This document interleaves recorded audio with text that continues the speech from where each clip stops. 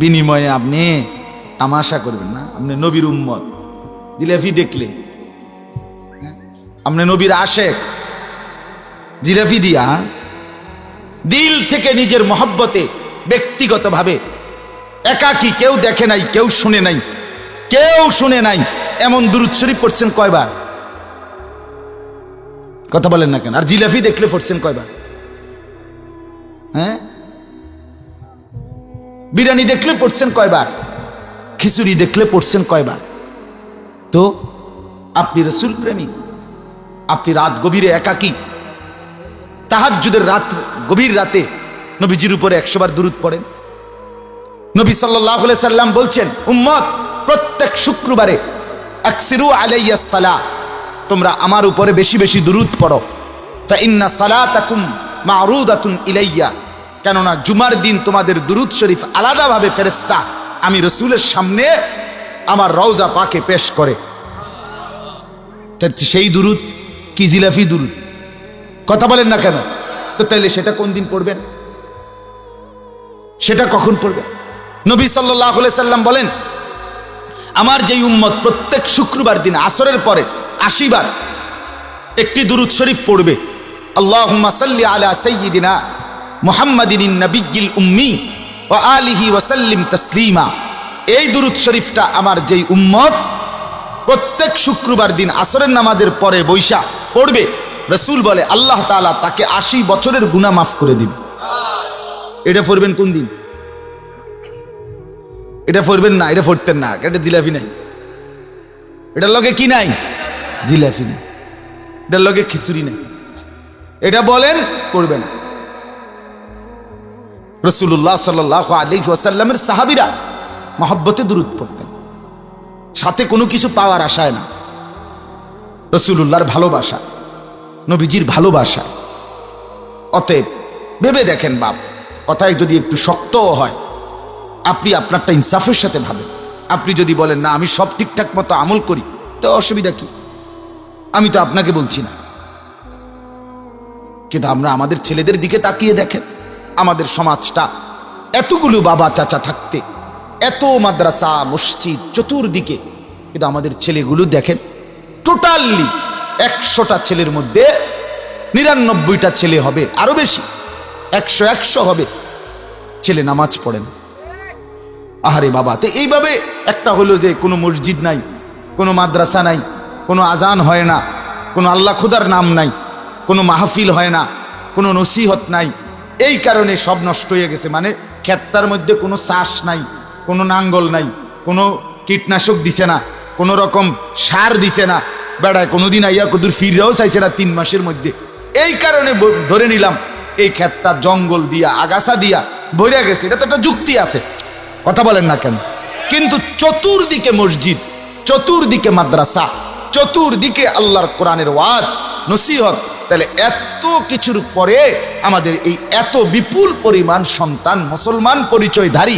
আরে আমরা তো হিন্দুকে নামাজ পড়তে বলি নাই, ইহুদিকে বলছি না, খ্রিস্টানকে বলতেছি না, নাস্তিককে বলতেছি না, মুরতাদকে বলছি না, মুসলমান পরিচয় দেয়। এই ছেলেটার ভোটার আইডি কার্ডে লেখা আছে ধর্ম ইসলাম, জন্ম নিবন্ধন সনদে লেখা আছে ধর্ম ইসলাম, পাসপোর্টের মধ্যে লেখা আছে ধর্ম ইসলাম, তাহলে এত জায়গায় ইসলাম লেখা, এই জানোয়ার নামাজ পড়ে না কা? এই হাইওয়ান সেজদা দেয় না কা? তার বাপ কোথায়? তার মা কোথায়? তার সমাজ কোথায়? তার এলাকার মুরব্বীরা কোথায়? বলেন বলেন আপনারা। আশ্চর্য, আমাদের ছেড়ে দিছে সবাই, আমরা সমাজটা হাল ছেড়ে দিছি, সবাই মিলেমিশে যার যা মন চায় খাও দাও ফুর্তি করো, কারো কোনো মানে চোখের সামনে অশ্লীলতা, চোখের সামনে মসজিদের সামনে 10টা ছেলে 20টা ছেলে আড্ডা দিতেছে, ওমা একটা মুরব্বীর মুখ দিয়া এটা শব্দ নাই, কারো কোনো মাথা ব্যথা। আর কদ্দুর 10 জন বুড়া মানুষ একত্র কদ্দুর এ কথাটা তো কইতে আরে কি আমগো এলাকার ফোলাফান ডিজে এভাবে একটা ওয়াক্ত নামাজ পড়ে না, এর জন্য কি আমরা কিছু করতে পারি কিনা, এই কদ্দুর কথাও তো মুখ দিয়া কদ্দুর কইতে আরে, কোনো আলাপ নাই, শুধু বন বিড়ি চা টেলিভিশনে বেডিতে নাচ চাওয়া, চা দোয়ানে বই বই গপ মারন ছাড়া, ফাঁকনা কথা ছাড়া আর কিছু না। আর কিছু না। সবাই সবার মতো, বা ছেলেরা ছেলেদের মতো, মেয়েরা মেয়েদের মতো, মহিলারা মহিলাদের মতো, মুরব্বীরা মুরব্বীদের মতো। আরে বাবা, তাইলে আমাদের একজন বক্তা, দুইজন বক্তা, 10 জন আমার শায়েখ আল্লামা মুফতি মুশতাকুর নবী কাসিমি হযরত সেদিন বলতেছে, মাওলানা আমরা বক্তা সারা দেশে মিল্লা কয়জন হইব কোন? নাহলে 100 জন। একটু পরিচিত মানুষের কাছে আসে যায় বেশি, এরকম নাহলে 100, নাহলে 200। সারা বাংলাদেশে একটা জরিপ একবার শুনছিলাম, কমপক্ষে বাংলাদেশে এক সিজনে শীত মৌসুমে মাহফিল হয় 40 লক্ষ। তাহলে 18 কোটি মানুষ, এই 18 কোটি মানুষের জিন্দেগি বদলাবার জন্য এই 50 জন 100 জন হুজুর এরাই যথেষ্ট। বছরে 52 সপ্তাহ জুমার বয়ান হয় প্রত্যেকের মহল্লার মসজিদে। তাহলে 52 সপ্তাহ কম না, 52 সপ্তাহ মসজিদে জুম্মার বয়ান। এইভাবে যদি আপনি আজকে 10 বছর জুমার নামাজ পড়ে থাকেন, তাহলে আপনি কতগুলো বয়ান শুনছেন? এই এতগুলো বয়ান শুনবার পর আপনার পরিবর্তন কোথায়?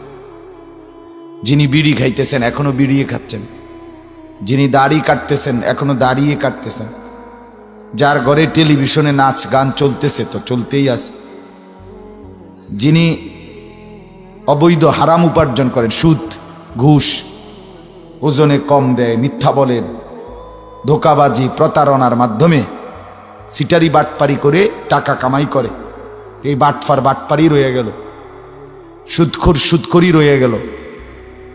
তো পরিবর্তন কোথায়? যে মহিলারা বেপর্দা তো মহিলা বেপর্দাই, যার ছেলে নামাজ পড়ে না তো নামাজই পড়ে না, মেয়ে পর্দা করে না তো 5 বছর 10 বছর ধরে পর্দাই করে না। তাহলে এই ওয়াজ যাচ্ছে কোথায়? কার জন্য করা হইতেছে? আল্লাহর কথাগুলো কে আমল করবে? তাই বলেন, আপনারাই বলেন, আপনারাই ভেবে দেখেন। আমাদের সমাজের মুসলমান আমরা, তা আমাদের কিতাব আল্লাহর কোরআন, তা আমাদের কিতাব কার জন্য? আমাদের জন্য।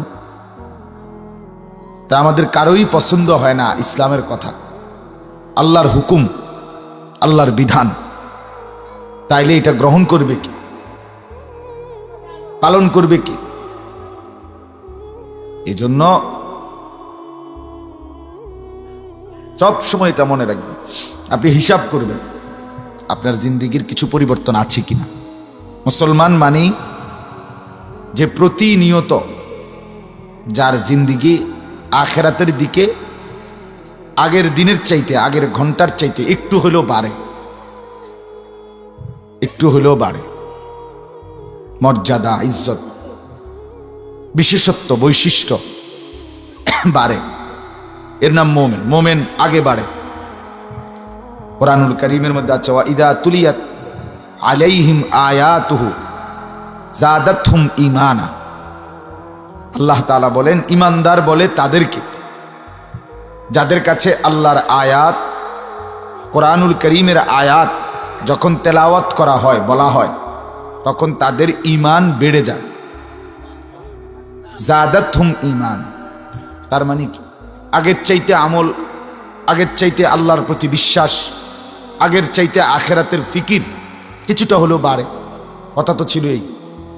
তাহলে আপনি প্রতিবার আল্লাহর কথা শুনবার পর, আল্লাহর আয়াত শুনবার পর নিজের মধ্যে একটু হলেও নড়াচড়া, পরিবর্তন হওয়ার কথা, উচিত। এখন আমরা যে যেমন আছি, আমি কিংবা আপনি, জওয়ান কিংবা বুড়া, নারী কিংবা পুরুষ, সবাই যদি সবাই হালাতেই পড়ে থাকে, তো পরিবর্তন হবে কি? পরিবর্তন কার জন্য? আল্লাহর কোরআন আসলো কেন? তো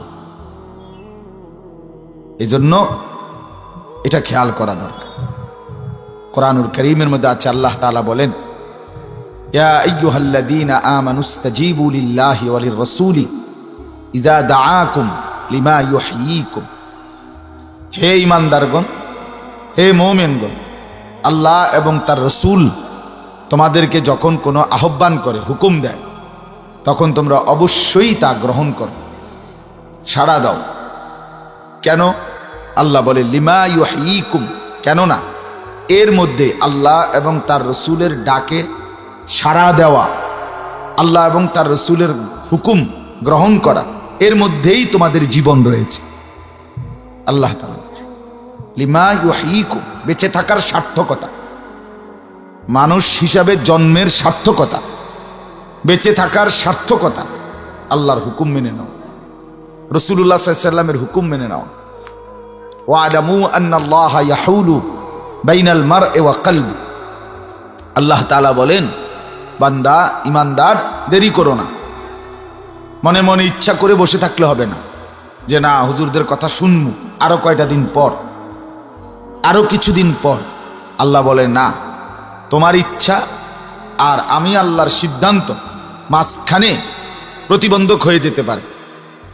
অর্থাৎ আপনি সিদ্ধান্ত নিছেন যে আগামী বছর থেকে ইনশাআল্লাহ একদম ভালো হয়ে যাব, আর আল্লাহ তাআলার সিদ্ধান্ত নিয়ে রাখছে এই বছরের মাঝামাঝিতে আপনি মৃত্যুবরণ করবেন, তাইলে বলেন এখন কার্যকর হবে কার ফয়সালা? আল্লাহর। তাহলে আপনার ফয়সালা ব্যর্থ হয়ে গেল। এরকম ওই আমি 2020 সালের লাস্টে পায়ে অ্যাক্সিডেন্ট করছিলাম, মোটরসাইকেল অ্যাক্সিডেন্ট, পা ভেঙে গেছিল আমার। তখন আমি আসরের নামাজের পরে মসজিদ থেকে বের হয়ে মোটরসাইকেলে উঠছিলাম একজনের, আমার এক বন্ধুর। তো আমি তখন রোজা ছিলাম, কোরবানির আগে জিলহজ মাসের নফল রোজা রাখছিলাম। তো মাগরিব বাদ আমার বয়ান ব্রাহ্মণপাড়া, আমি মোটরসাইকেল দিয়ে ভিতরে দিয়ে রাস্তা আছে জামু। তো মাহফিল যার, ওনারে ফোন করে বলছি যে ভাই আমি মোটরসাইকেলে উঠছি, আপনার এখানে আইসা কিন্তু আমি ইফতার করবো, আমার ইফতার রেডি করেন, ইফতার করে বয়ান করবো। হে বলছে হুজুর ঠিক আছে, সব রেডি আছে, আপনি আসেন। এটাও বলছি, এই সময়ই একটা ভ্যান গাড়ি, ওই মোটরওয়ালা ভ্যান গাড়ি, এখন অনেক ভ্যান গাড়ি তো মোটর দিয়ে চলে, এটা খুব দ্রুত আইতে আছে। এরা তো ঠ্যাঙ্গালগি দিয়ে রাখে, মানে কোনো ইয়া নাই। অনকার অটো চালায় যে দেখেন না, এতে কি চালায় এটা আমি বুঝি না।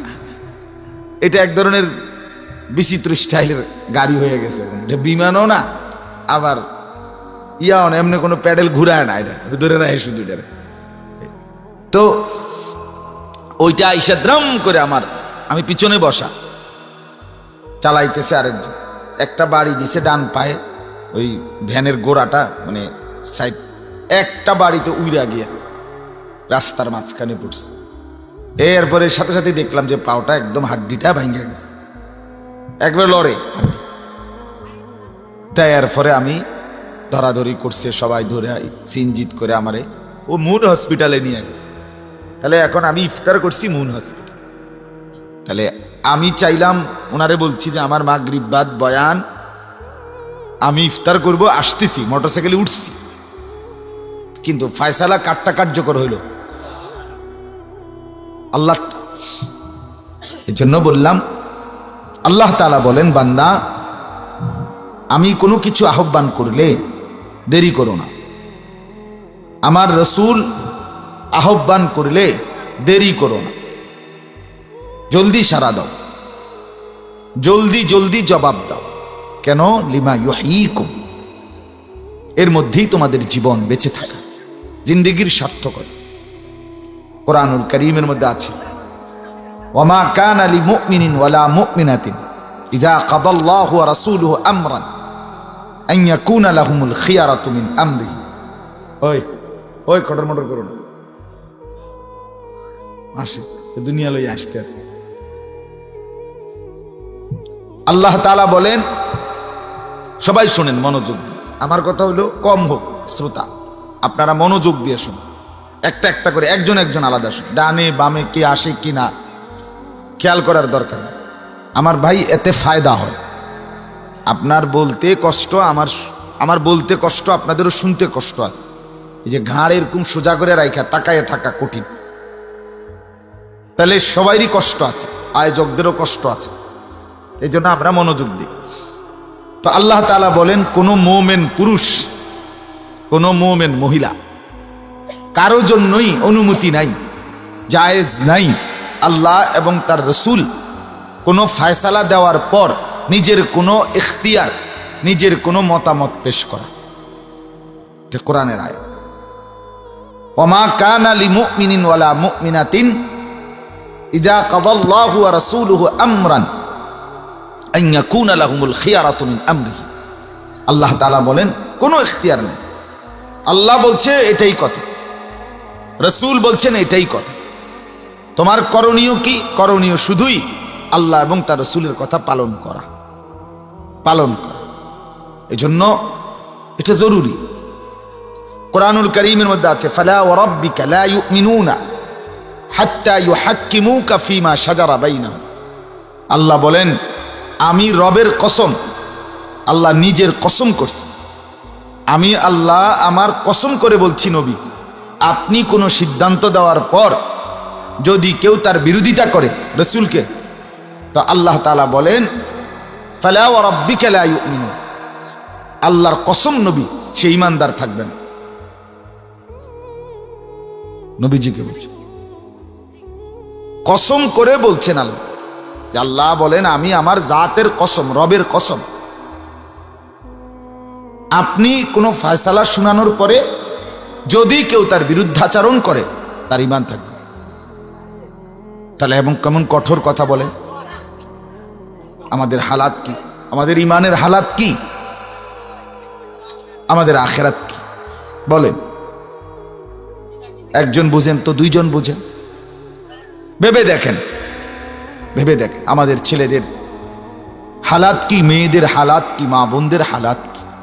প্রতিনিয়ত আমরা সামান্য থেকে সামান্য কারো কথাও আবদার রক্ষা করি, কিন্তু এত বড় মহান আল্লাহ, যিনি আমাদের সমস্ত প্রয়োজন পূরণকারী, আমাদের অস্তিত্বের প্রতিটা সেকেন্ড, আমাদের প্রতিটা নিঃশ্বাস যার হাতে, আমাদের বেঁচে থাকা যার ইচ্ছার উপর, আমাদের চোখের পলক, আমাদের নিঃশ্বাস, আমাদের প্রতিটা নড়াচড়া, বেঁচে থাকার সেকেন্ড সেকেন্ড অধিকার সুযোগ আল্লাহর ইচ্ছার উপর।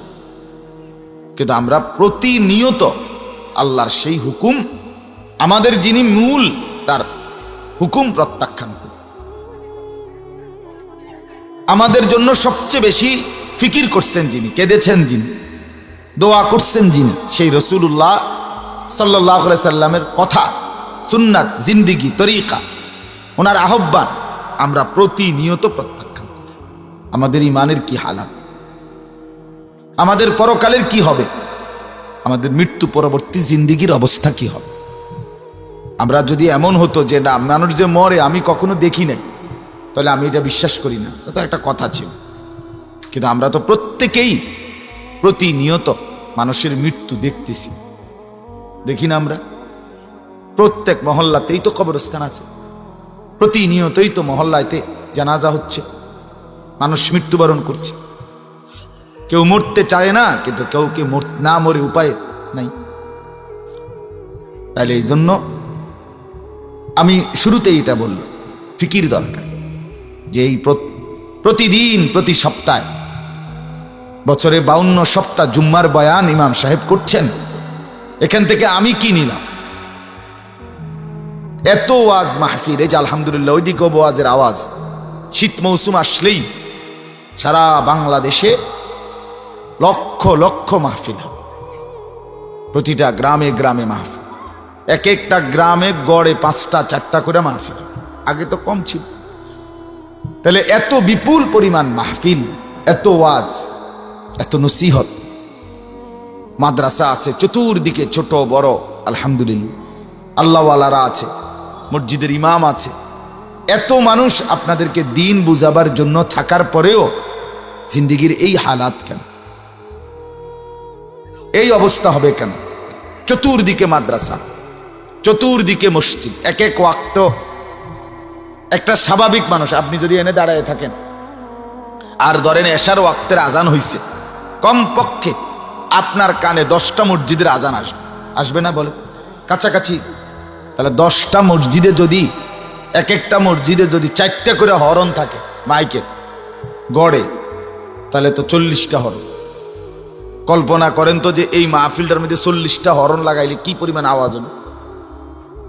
তো 40টা হরন এর আওয়াজ মাইক আপনার কানে পড়ল, আপনি নাফরমান, আপনি গাদ্দার, কোনো পাত্তাই দিলেন না। মুসলমানের যে ছেলেগুলো তোমরা মনে করো এই দিনের পর দিন এক ওয়াক্ত নামাজ পড়ার ক্ষেত্রে পাত্তাই দাও না, তোমাদের মতো হাইওয়ান আর কেউ আছেন?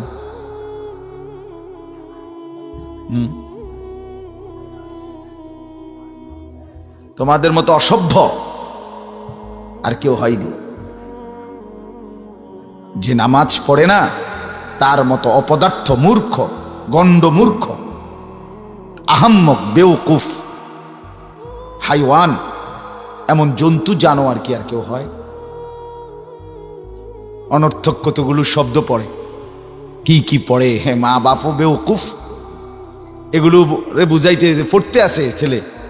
বাংলা পড়ে, অঙ্ক পড়ে, পদার্থ পড়ে, জীববিজ্ঞান পড়ে, রস কি কি গোড়ার ডিম পড়ে। কিসের জন্য পড়ে? আল্লাহর জন্য তার পড়ে না, আখেরাতের জন্য তার পড়ে না, তো দুনিয়ার বাত মাছ খাওয়ার জন্য পড়ে। তো দুনিয়ার বাত মাছ তো কিচ্ছু না পইরাও অসংখ্য মূর্খ বকলম টিপসই দেয় কাগজে, নামও দস্তখত করতে পারে না। এই বেড়ারাও তো খাইতেছে ধুমছে, তো হেঁটে খায় কা? এরকম মূর্খ লোক তো টাইলসওয়ালা বাড়ি গাড়ি কইরা বিশাল এলাহি কারবার আছে না এমন? তো তে হেঁটে করতে পাইল, ওইতেরে খাওয়াই লোকে, ওইতে এত টাকা আনলো কোত্থেকে? তাইলে অনর্থক। তুমি আল্লাহও চিনো না, আখেরাতও চিনো না, নামাজও পড়ো না, নিজের মৃত্যু পরবর্তী কিছু নিয়ে ভাবো না। তো এমনি বলে তুমি ফরতে আসো, তো ফইরা তুমি যেটি ভাত তরকারি খাইবা সেটি তো মূর্খ মানুষে তোমার আগে খাইয়া সমান করে লেছে। কিও তো এতে হুদাই মেন্নটা কিচ্ছু করে লেছে, এই বাতে না খাইব বই বলে। পড়ালেখার একটা উদ্দেশ্য তো আছে না, উদ্দেশ্যটা মানুষের মতো মানুষ হওয়া। যদি এটা উদ্দেশ্য হয় তো তাইলে সেজদা করে না, পেশাব করে পানি নেয় না, যেই কোনো মহিলা দেখলে, মা বোন দেখলে যার রাক্ষসের মতো তাকায়া থাকে, যার শাহওয়াত জাগে, হ্যাঁ, তো সে মানুষ কিভাবে? সে কিসের মতো কি হইতেছে বলে? সারা দিন সারা রাত যে মোবাইলের ছবি দেখে, ঘুরে ফিরে, এ মনে করেন বুট খাইতে খাইতে 3 ঘন্টা শেষ। 10 টাকার বাদাম খাইছে বন্ধু বান্ধব মিল্লা, এই আড্ডা দিতে 3টা ঘন্টা শেষ। এজন্য ভাবা দরকার। প্রিয় ভাইয়া, বাপ, আপনি আপনার জন্য ভাবেন, আমার লেগে ভাববেন। আপনার মতো বেড়ই তো আমার লেগে না ভাবলেও সার। যুবক ভাইয়া, তুমি তোমার জন্য ভাবো, বাবা আপনি আপনার জন্য ভাবেন যে আসলে আমি সুস্থ কিনা, আমি স্বাভাবিক মানুষ কিনা, আমি কি মানুষ না কুকুর, আমি কি মানুষ না শূকর, আমি কি মানুষ না জন্তু জানোয়ার।